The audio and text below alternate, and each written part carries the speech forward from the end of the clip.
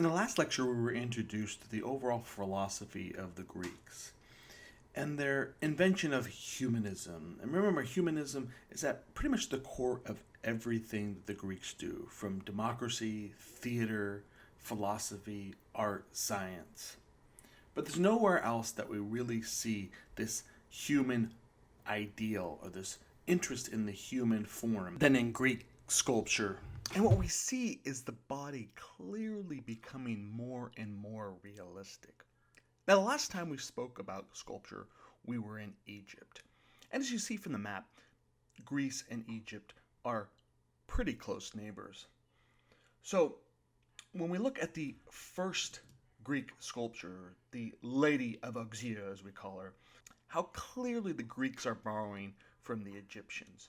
What you see here is a woman with her arm, her left arm, closely almost glued to her side, and the other one slightly being brought up to her chest. Now, just like the Egyptians, the Greeks also vibrantly painted their sculptures, and you can see a reproduction of what we think it looked like on the right.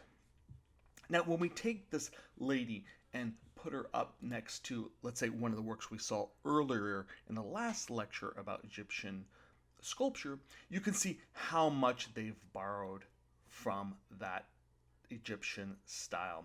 You can see the pharaoh's wife here in that kind of strict, erect posture, right, from toes all the way to the head, and her arm gently being placed on the arm of her husband. And so they are almost sisters here, the Egyptian sculpture and that of the Greek sculpture. And we see this continue in most of the early Greek sculpture.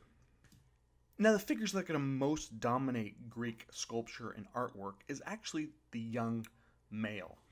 And we refer to as the young male in Greek as the kudos. And so these early sculptures are called kudai, the plural of kudos.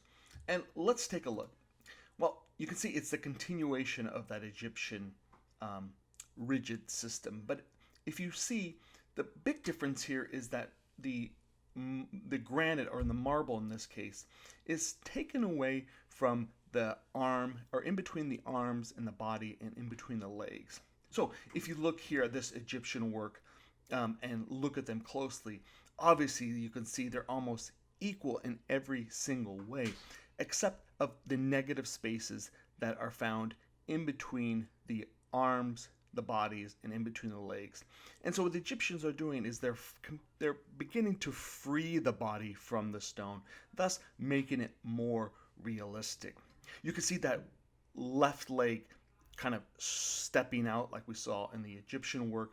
We see the arms glued to the side, the kind of stiff, erect neck, and the forward gaze that is borrowed from the Egyptian work. But one of the biggest differences here is that the Greek sculpture is nude. And this is really the first time where the body is being celebrated. Now, let's be clear here and remember that the Greeks are quite comfortable with the nude body, and specifically the male Greek body. Now, the Olympic Games that we still have today began in Greece, and sports in general were performed in the nude. And so Greeks would have been quite comfortable with looking at a nude body. And this is important because the nude body is going to be with us for quite some time in Western art. The Greeks are the first to kind of create this work that carries on through the Roman times, through Christianity, up until the modern day.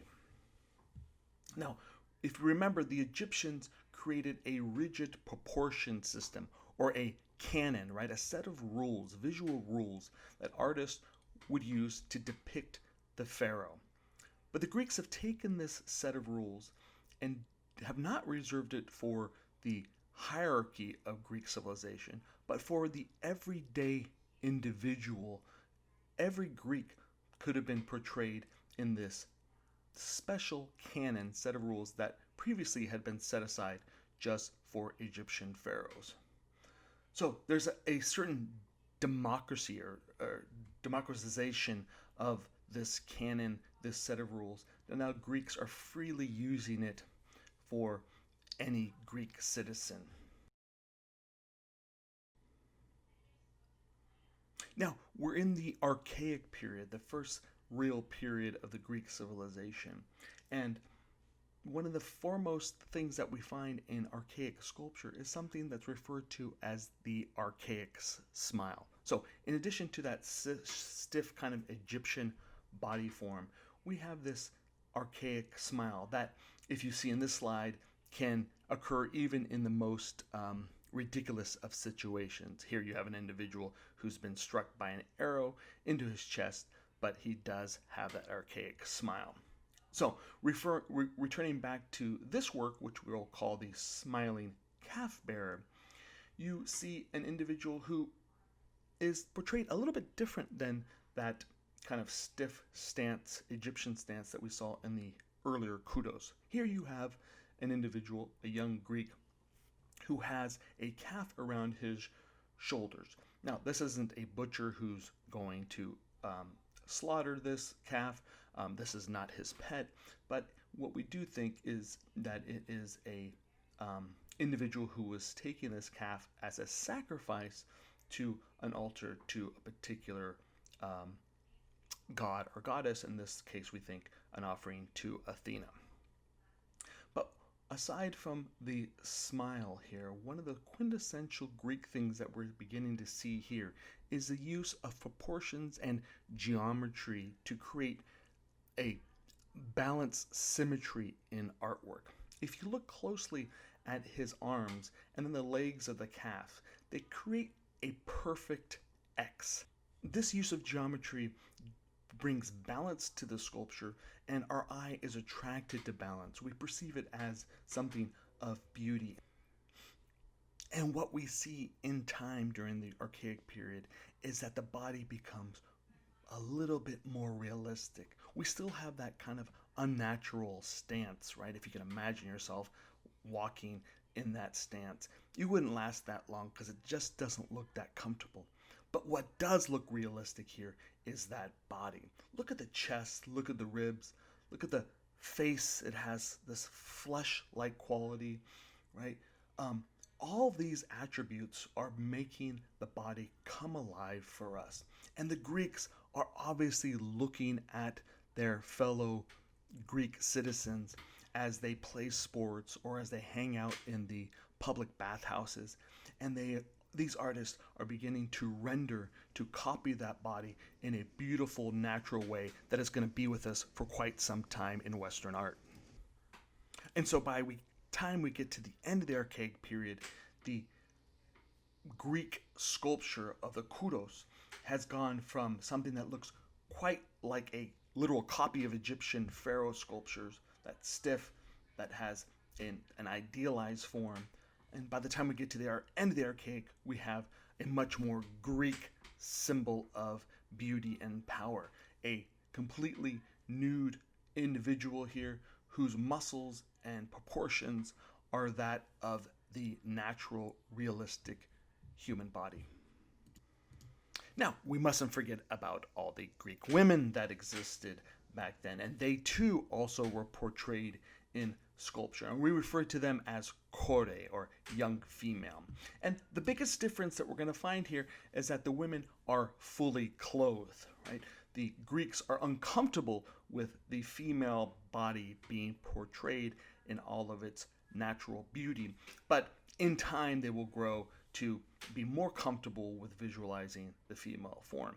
As you can see here, it reminds us of that earlier Greek sculpture where you have almost this column-like depiction of the human female form.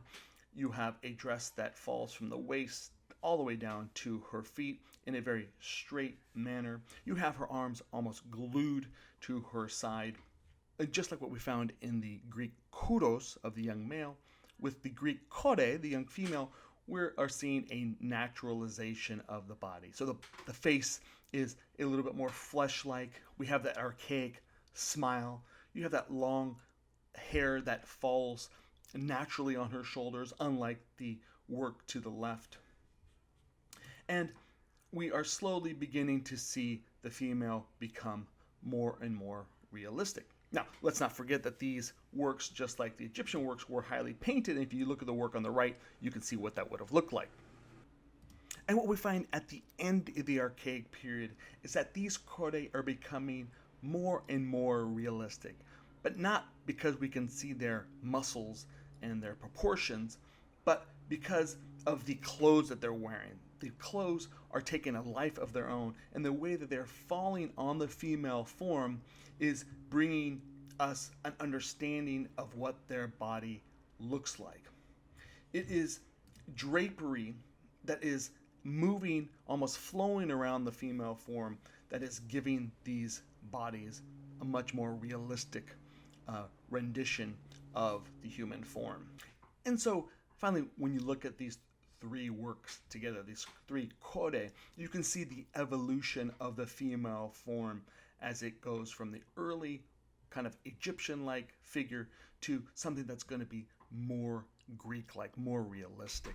And the Archaic period is really about the Greeks borrowing heavily from the Egyptians, and by the time we get to the end of this period, we're beginning to see them break away from that and create their own visual style, a style that's going to be with us for many of years, even up into the modern day. Now, there are times in our history where a single artwork is going to take us and transition us from one style to another. And the Temple of Apphia is that type of work. Now you can see here in the reconstruction drawing of it, it's brightly painted. And obviously they've gotten this from the Egyptians. Remember, the Egyptians painted their columns and their sculptures pretty vibrantly. And so the Greeks are continuing in that tradition. But if you were to go visit the Temple of Apphia today, you would see the ruins and the stark white marble that was underneath all of this paint. Now, if you look at the rectangular shape of the overall building, on both sides you have the facades of the building, the face of the building. And on top of each of those ends is a triangular shape that we're going to refer to as a pediment. Now, it's a common style that we see pretty much everywhere in cities like Washington, D.C., or here in the capital of Sacramento. But in this particular work, we're going to be focusing on the sculptures within the pediment. And if you look to the far left corner, you'll see a figure that is laying down. And he's not laying down for a nap, he's actually been shot in the chest with an arrow. And if we refer to earlier in the lecture, when I was referring to the archaic smile, how inappropriate in a way it is for him to be smiling when he has an arrow stuck in his chest. Now, this is a little bit more relaxed than that kind of frontal Egyptian stance that we saw in the other archaic sculptures. This one's laying down, but that way in which he's laying down is quite stiff and unnatural. The body isn't moving the way it would if a person was laying down. Imagine yourself laying down, and the way the mechanics of your body will move, it would look much more relaxed than what we find here. Now, if you were to go to the other side of the building, what you would find is the emergence of a different type of style, or a more realistic style. And so in the course of the building of this Temple of Apphia, they started on one end in the Archaic period, where you see the stiff figure, and as they moved towards the other end, in that time period of the building being built, sculptors had figured out how to make the body more realistic. If you look at this work on the west pediment of the building, and again look at the bottom left-hand corner of that of the sculptures within the pediment, you'll see a dying warrior, much like what we saw in the archaic one on the other end of the building, but this body is much more natural. Look at the way the body, the injured body, right? He's been wounded here, and he's on the floor, and he's not just on the floor, he's actually trying to get back up. The mechanics of the body are natural. They feel the way they should feel. And he's using his shield to get back up in this kind of heroic attempt to continue the battle. And these two things are going to be quintessential for classical sculpture that we're going to look at in the next series of lectures. And in classical sculpture, like in this particular work, we're seeing the male nude body much more realistic. The proportions, the mechanics flowing like a human body should. And in addition to that, a body that's way more heroic. And so if you look at this final slide here and compare the archaic dying warrior on the top with the classical warrior on the bottom, you can see here the Greeks are clearly abandoning that rigid Egyptian style and they're merging into something new. That stiff body has given way to the classical Greek ideal, an ideal that is going to be with us for a long time,